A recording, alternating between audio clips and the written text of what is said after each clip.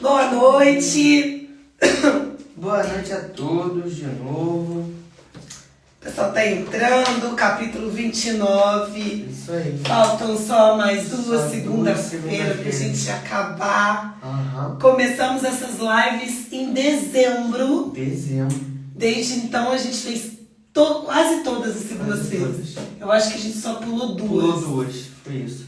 E teve quantas que eu fiz fora? Foram 4? Foram algumas que a gente fez fora. Eu fiz em Porto Alegre, no Espírito Santo a gente fez, você em Goiânia. E a gente ficou aqui fiel. Todas as segundas, quase todas, trazendo um pouquinho dessa palavra de sabedoria para vocês. Para vocês, para nós também, que a gente acaba aprendendo. A gente aprende muito. A gente acaba revendo tudo que a gente já estuda. Bom, então, hoje nós estamos no capítulo 29 do livro de Provérbios. Para quem não sabe, Provérbios foi escrito por Salomão. E Salomão, até hoje, é considerado o homem mais inteligente, mais sábio e mais rico também, que já houve na história. Então, a gente tem muito que aprender com ele, né? Com certeza. Então, vamos lá, capítulo 29. Pode começar. Quando se vê o que Deus está fazendo. Quem odeia a disciplina e se mostra cada vez mais teimoso, num dia inesperado, verá sua vida desabar. Mas será tarde demais para receber ajuda. Quando os justos têm conquistas, todos ficam contentes. Mas quando o governador é mau, todos gemem. Se você ama a sabedoria, alegra seus pais.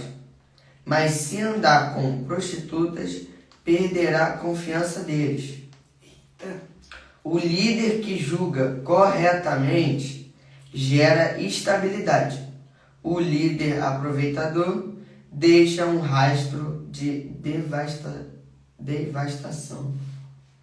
Nossa. O vinho bajulador. Volta aqui nesse último aí. Saúde. Cadê o último?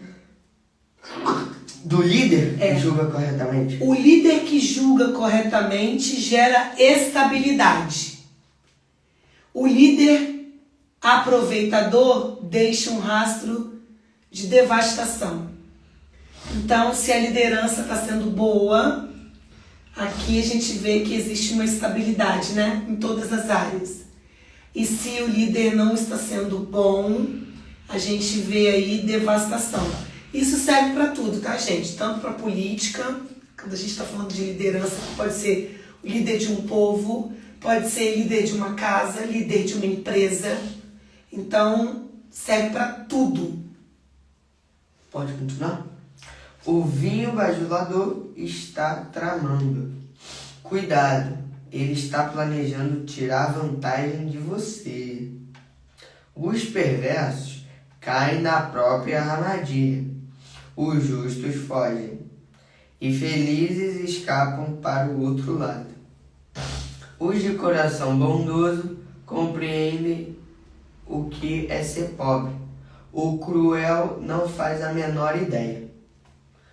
Um grupo de céticos, né? Cético é quando a pessoa não tem fé, ela não acredita. Tá. Ela só acredita vendo. Só acredita vendo. Então, assim, se for para ela ter fé, acreditar que algo sobrenatural vai acontecer, ela não acredita. Céticos arrogantes pode perturbar uma cidade inteira.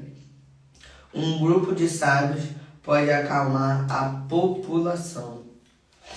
Aqui diz sobre a sabedoria, né? De quem é mais sábio alcança mais gente.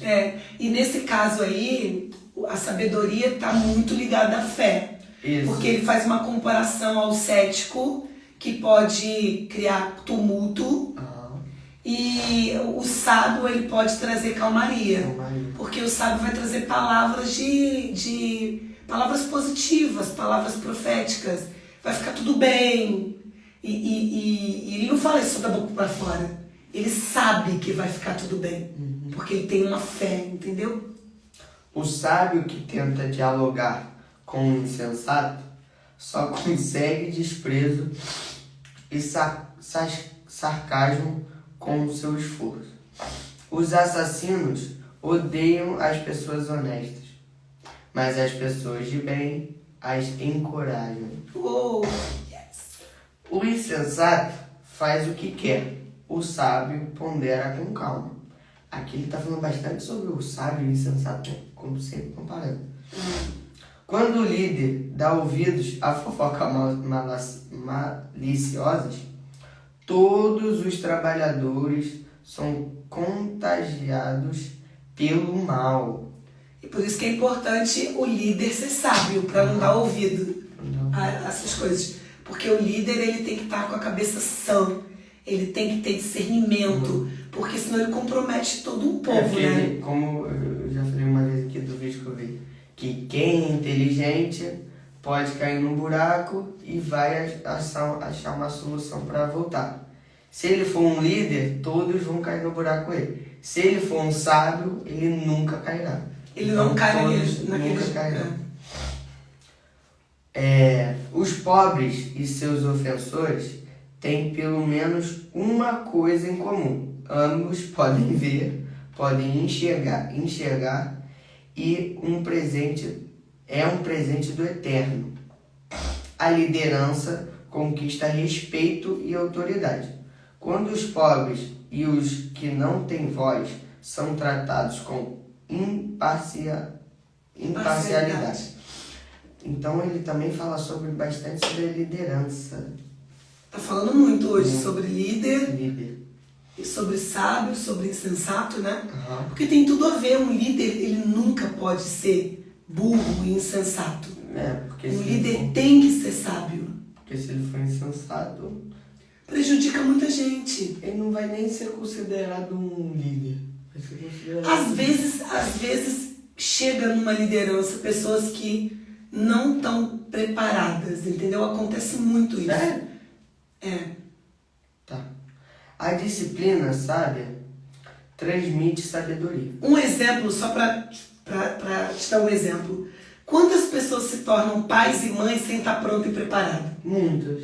Verdade. Entendeu? E é uma posição de líder. Quando você exerce a paternidade ou a maternidade, você está numa posição de líder. Sim, e às vezes você chega nesse momento de maternidade e paternidade sem estar preparado, abastecido por sabedoria. Vão ter coisas que automaticamente, por instinto, você vai fazer. Na paternidade e na maternidade. Dar de mamar, trocar uma fralda, dar comida, não pegar no sono, ficar acordado de madrugada. Tem coisas que vai ser automático, que você descobre e floresce ali no pacote da maternidade. Só que tem coisas que seria muito importante que você já tivesse conhecimento, que você já tivesse sabedoria. Sobre essa questão de princípios e valores, por exemplo. Muitos pais não tiveram esses conceitos de princípios e valores e não passaram e não passam isso para os filhos. Ou começam a adquirir princípios e valores corretos ao longo desse processo de maternidade, de paternidade, e aí vai ali, às vezes já começou a educar de uma forma e começa a corrigir, e aí tem conflitos, problemas, é mais desgastante, é mais difícil. Eu vi uma foto que eu já vi, que é um pai, aí tá assim, na boca dele saindo um monte de coisa errada, assim, pro filho. Aí o filho um pouquinho mais ajoelhado, passando pro outro filho. Aí tem o outro filho ajoelhado já, e com um escudo assim atrás dele. Escudo. E ele falando coisa boa pro filhinho pequeno, brincando. É isso aí. Porque, por exemplo, se a gente frequenta uma igreja, nós somos cristãos. Você cresceu com esse ambiente cristão.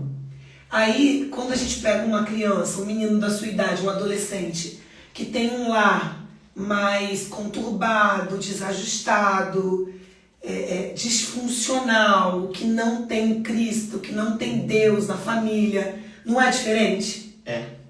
Então, é disso que a gente está falando. Porque às vezes eu poderia não ter tido esse entendimento e ter sido mãe. E aí eu não ia passar isso pra você. Você tinha esse ambiente em casa de... Não, nunca tive. Mas você ia? Seu avô e sua avó Hum. nunca frequentaram a igreja. Mas minha avó era católica. Não, nunca foi. Não? Era o quê? Minha avó. Só acredita em Deus, Acredito. mas nunca frequentou uma igreja, nunca se alimentou Aham. disso. Então a mamãe ia, desde criança a mamãe ia sozinha na igreja. Quando os perversos... A disciplina sábia transmite sabedoria. Adolescentes mimados, eles envergonham os pais. É isso aí. E aí a disciplina sábia que está escrito, não é? Aham. Como é que alguém vai disciplinar com sabedoria? Só se teve uma base, um ensinamento para Se isso. não tiver, não vai disciplinar. Porque até existem pessoas que já nascem com uma sabedoria com elas, assim, fora do comum. Por exemplo, você é um menino que tem uma sabedoria fora do comum, entendeu? É, porque as pessoas dizem, né? Eu acho que é também. Não, você tem um discernimento, um comportamento mais maduro do que da tua idade, para algumas coisas, entendeu? Então, assim, tem pessoas que têm esse dom que não tem nada a ver com instrução intelectual. Às vezes a pessoa é analfabeta, mas ela é sábia. Às vezes ela não sabe nem ler e escrever direito, mas a pessoa tem uma sabedoria própria dela, sabe falar na hora certa, sabe dizer as coisas na hora certa, entendeu? E aí é uma coisa incomum. Então aí vai dizer sobre essa questão aí, sobre o filho mimado. Adolescentes mimados envergonham os pais. Por que adolescente é mimado? Porque os pais não souberam, não tiveram sabedoria, A disciplina sábia. a disciplina sábia para educar, entendeu? Quando os perversos assumem a liderança, o crime corre solto. Mas um dia os justos verão o fracasso deles. Discipline seu filho e viverá feliz. Eles darão a você alegria desmedida. Amém. Desmedida que não dá para medir. É tanta alegria que não dá para medir, entendeu? Muita alegria. Isso aqui de desmedida me lembrou um negócio que eu tava vendo um vídeo hoje sobre que um cara faz a pergunta pro filho, pro parente: quão grande é Deus? Aí a pessoa: muito grande, não dá pra medir, não dá pra saber. Aí o cara faz a pergunta de novo: quão grande é Deus? Aí, inimaginável, não dá pra Medir, né? medir, não dá pra saber, não, é muito grande, é infinito. Aí ele faz a pergunta de novo: quão grande é Deus? Aí ele começa a dar exemplo. Sabe a distância da Terra pro Sol? É muito pra gente, mas pra ele não é nada, é muito mais. Aí ele: quão grande é Deus? Aí ele vai dando exemplos maiores. Aí chega num ponto assim que, tipo, não tem mais nada. Aí chega nele. Então, não tem. É infinito. É infinito. Infinitamente mais. Infinitamente mais. Tem até música, né? É. Quando as pessoas não conseguem ver o que Deus está fazendo, elas tropeçam em si mesmas. Mas quando atentam para o que ele revela, são as mais abençoadas. Hoje eu fiz um vídeo falando sobre isso. É? Quando você ainda não foi publicado, mas está pronto o vídeo. Repete aí de novo essa passagem. Quando as pessoas não conseguem ver o que Deus está fazendo, elas tropeçam em si mesmas. Mas quando atentam para o que ele revela, são as mais abençoadas. É sobre aquelas questões do dia a dia que a gente se vê questionando por que existem pessoas tão abençoadas e outras nem tanto. Por que tem gente batendo cabeça, quebrando a cabeça para conseguir o básico e outras nem se esforçam tanto assim e conseguem muito. E muitas vezes, na grande maioria, na grande maioria das vezes, isso está relacionado com a visão. Rapidinho. A Estela, ela comentou aqui: boa noite, graça e paz. Boa noite, boa noite. Graça e paz. Amém. Então, muitas vezes está relacionado a isso, na grande maioria das vezes. É sobre o que você não sabe. Então, se você não tem revelado o que é seu, quem é você, o que você tem direito, o que você pode, você não tem conhecimento da tua herança, você não tem como tomar posse dela. É verdade. Então, qual é a segunda frase aí? A segunda frase, mas quando atentam? Mas quando atentam para o que ele revela, quais são o que? Porque a gente está na nova aliança, na graça. Na nova aliança não tem mais promessa. Promessa era lá atrás, na lei. Hoje, quem vive na nova aliança vive baseado na herança. E herança é só tomar posse dela. Então, quando você se atenta para o que ele revela, para o que ele te dá, para o que ele tem disponível para você, aí, são mais abençoadas. Pode continuar? Pode. É preciso mais que conversa para manter os trabalhadores na linha. Meras palavras entrarão por um ouvido e sairão pelo outro. Observe as pessoas que sempre falam antes de pensar. Até os insensatos se saem melhor que elas. Se você deixar que o tratem como capacho, depois será desprezado. As pessoas geniosas. O que é uma pessoa geniosa? Uma pessoa que tem um gênio difícil, assim, que ela faz as coisas para manipular, sabe? Incitam a discórdia. Isso. O descontrolado instiga a confusão. Isso. O orgulho pode significar o seu fim, mas a humildade irá pregá-lo para as honras. Isso aí, obterá honra. Ajude uma fora da lei e será seu próprio inimigo. Não pode ajudar quem anda fora da lei. Então, se você conhece alguém que pratica algo errado, você não pode ajudar essa pessoa a continuar agindo como ela age. Tá.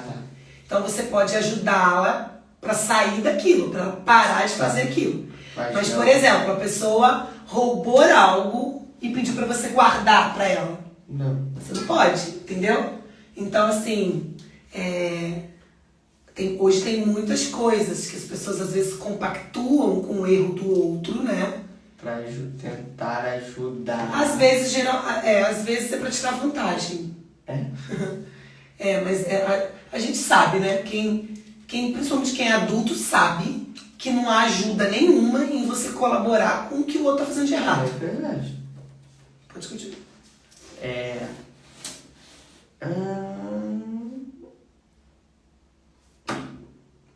O orgulho ajude. Quando as vítimas gritarem, você estará incluído nas suas maldições. Se for covarde, na hora de defendê-los no tribunal. Vou repetir aqui. Ajude um fora da lei e será seu próprio inimigo. Quando as vítimas gritarem, você estará incluído nas suas maldições. Se for covarde na hora de defendê-los no tribunal. O medo da opinião dos homens pode paralisar. A confiança no Eterno o protegerá disso. Todos tentam obter ajuda de quem lidera, mas só o Eterno fará justiça. Isso aí é importante, né? Ainda mais hoje no mundo da internet, onde muitas pessoas se comunicam. Isso que a gente está fazendo aqui, muita gente tem vergonha De fazer. Muita gente, quer ver? Onde que está o último ali? Tentam obter a ajuda de quem lidera. O medo da opinião dos homens. Muita gente tem desejo de falar sobre Deus, por exemplo, só que tem vergonha. Fica pensando no que vão falar de mim. Vão me chamar de doido. Vão me chamar de crente, assim, sabe? Essa semana eu tive com uma pessoa e a pessoa falou pra mim assim, e aí, tá numa vibe meio pastora? Então é esse tipo de coisa que vai acontecer. E muitas pessoas com medo, né, com vergonha desse julgamento do povo, dos homens lá fora, não fazem. As pessoas ficam toda hora, que eu conheço lá da escola, chega em mim na terça-feira, né, amanhã, e fala, eu ouvi tua live de ontem, tá crente, tá lendo a Bíblia direto. Aí começa a perguntar coisa. Calma, gente, eu não sou expert, não. Mas ainda não, né? Ainda não. Vai ser, em nome de Jesus. Amém. Mas é sobre isso, ó. A confiança no Eterno o protegerá disso. Então, quando você faz alguma coisa, até porque é bíblico isso, né? Que Deus te protege de exposição.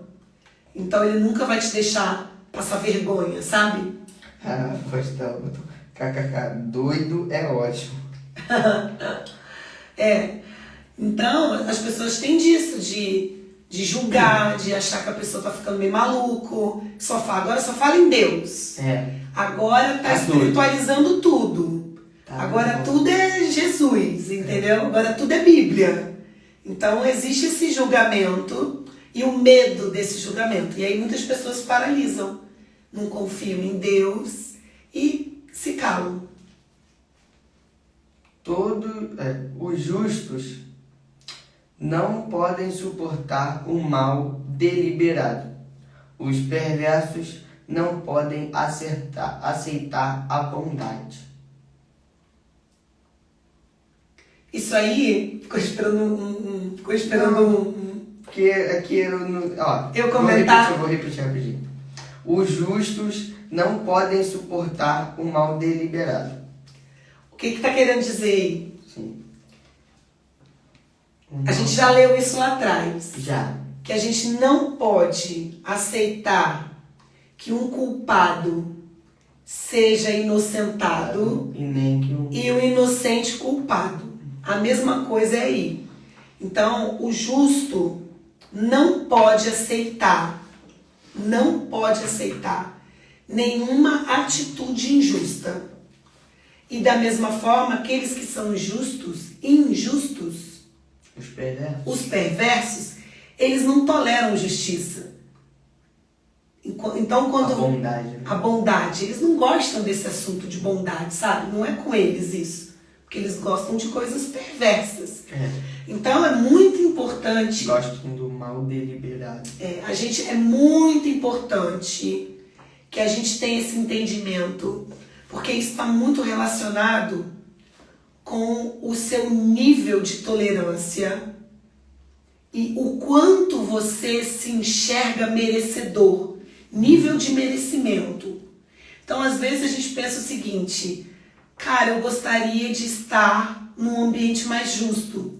Eu não gosto de estar nesse lugar que tem injustiça, que eu não concordo com as coisas que estão acontecendo aqui. Só que você acaba ficando ali. E isso tá indo contra a palavra. Porque se aquele ambiente ele não condiz com o que você crê, com a fé que você pratica, você não tem que estar ali. A não ser que você esteja ali com um propósito de levar mais da tua crença, do que você crê, do que é correto, do que é justo para aquele ambiente, entendeu? Sim. Mas a Bíblia também diz, ao sinal de que você possa ser contaminado, Se você perceber que você não consegue Mete o pé. passar da sua justiça para eles, e é você quem vai acabar sendo contaminado, você tem que meter o pé. Fugir. Exatamente. E aí quando você falou desse lugar, né, de você estar nesse lugar, tem aquela da garrafa já, que cada lugar vai no custo, você já viu? Não. Vou contar essa, depois eu vou contar agora que eu acabei de pensar que também deve existir. Se você vai num mercadinho assim, no meio de uma comunidade, você compra uma água por 2, 3 reais. Vai num shopping, 4, 5 reais. 5, 7. Vai num hotel, 7, 8 reais. Vai num show, 11 reais.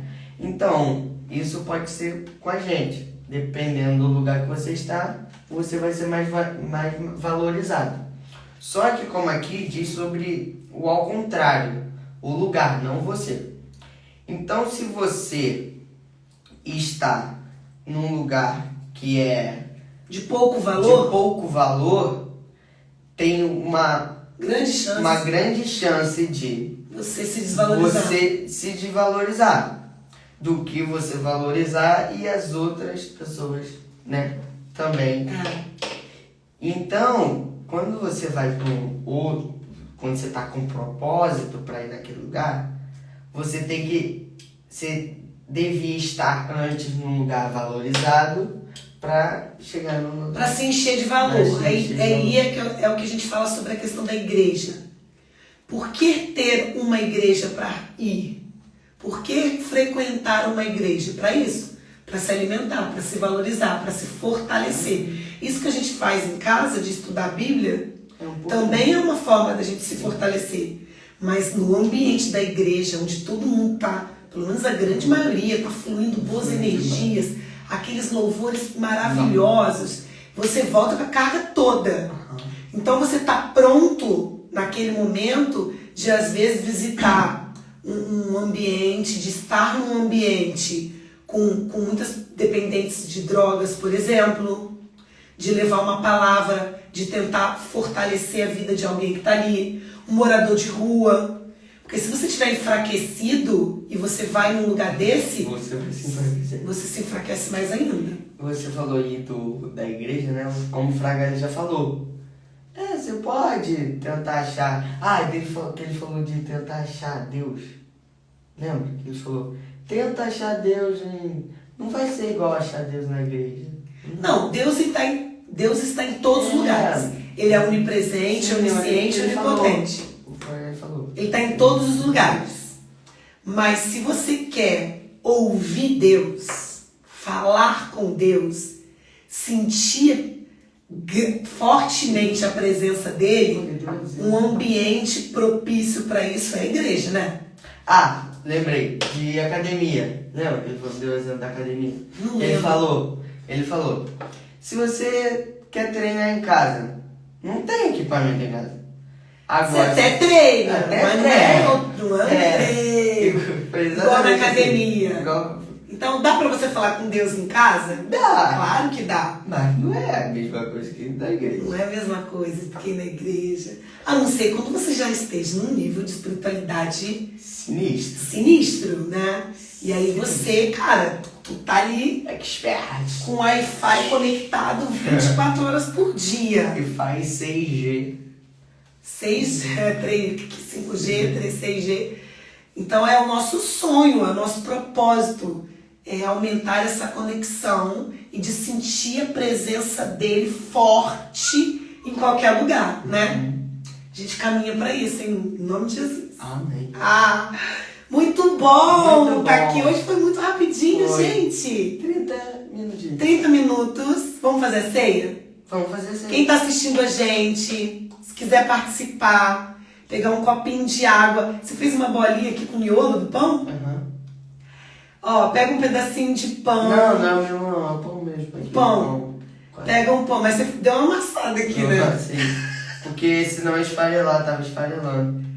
Pega um pedacinho de pão, um pedacinho de biscoito, um copinho de água, um copinho de suco de uva, até um copinho, uma dosezinha de vinho, não tem nenhum problema. E em nenhum lugar na Bíblia diz quantas vezes é para ser feito isso. Ele pediu para que fizéssemos a ceia em memória dele, em memória da cruz, em memória do que ele fez por nós na cruz. Que está vazia. Que a cruz está vazia. Mas em nenhum momento ele especificou quantas vezes é para fazermos isso. Então, a gente pode fazer semanalmente, você pode fazer todos os dias, você pode fazer várias vezes por dia. Isso é uma confissão de fé. Então, eu não sei qual é o momento que você está passando hoje. Então, se você acredita que você precisa confessar sua fé inúmeras vezes no mesmo dia, faça isso fazendo a ceia. Sabe o que eu lembrei? Que tem igrejas que não deixam, né, você fazer a ceia. Só com confessar os seus pecados. Só se confessar seus pecados. E se você tiver não... Ai, meu Deus. Se você não estiver cometendo algum pecado. E a gente, quando a gente não sabia disso, a gente tinha a visão de todo domingo ceiar. A gente não sabia disso, de que podia ceiar várias vezes. Eu sabia. Mas por quê? Não, calma aí. Porque virou... Isso aqui é muito simbólico e um ritual muito da igreja. Existe hoje, a gente traz para dentro de casa. Mas no passado, isso era um ato muito da igreja. Mas que você podia fazer sempre. Mas quando eu vim na igreja católica, por exemplo, eu não concordava, porque eu sabia que não tinha isso escrito. Sim. Até porque o confessar pecados não é o confessar pecados ao homem. Não é para eu virar para uma pessoa e falar: essa semana eu fiz isso e aquilo. O confessar pecados é confessar de uma forma de arrependimento a Deus. Senhor, me arrependo disso que eu fiz. Né? É de você compreender de que aquilo que você fez está errado. Então, isso é o confessar. Mas eu aprendi, né, que isso só poderia ser feito se você tivesse santo. Sem nenhum pecado. Ou seja, jamais faríamos, né? Se não fôssemos olhar para a cruz. Porque quando ele se fez pecado e levou todos sobre ele nos fez santo. Então, a partir do momento que eu reconheço o ato da cruz, eu estou santificada. Em processo de santificação, né? Porque é o que nós estamos aqui. Nós recebemos a santificação e iniciamos um processo. Então, a partir desse momento, sim, podemos todos ceiar. Se você está juntado e não está casado de papel passado... Pode. Então, sem condenação, sem culpa, é para você. Então, de certa forma, se de alguma forma você acredita que precisa confessar isso, essa fé, de crer que tudo que ele fez na cruz foi por você, se você precisa fortalecer esse sentimento dentro de você, faça diariamente ou quantas vezes do dia for preciso. Faça isso em memória dele, em memória do que ele fez por você, por nós. Bom, vamos ceiar. O corpo de Cristo, que levou sobre ele todas as enfermidades, todos os pecados, todas as doenças, né? Fazendo de nós sadios, santos, derramou sobre ele também o sangue da cruz, né? Que ele derramou em memória desse processo de santificação, para que todos nós fôssemos salvos. É sua herança, é só você receber isso. Amém? Amém.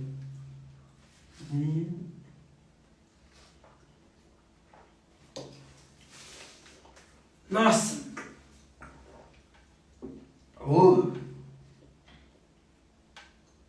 É isso, gente. Lembrando que o que ele fez, né? Tá válido, super válido. Super válido. Mais válido que nunca. E é seu. É nosso. É nosso. É só a gente estar pronto, aberto para receber. Linda semana para vocês. Obrigada. Boa semana pra vocês. Bom fim de semana. Boas férias, quem tinha crianças. Já tem galera de férias. Semana que vem também tá de férias, né? Férias. E semana que vem eu vou fazer live com você de férias, então. Ih, verdade. Gente, um beijo e boa sorte, mamães, com essa galerada aí toda de férias.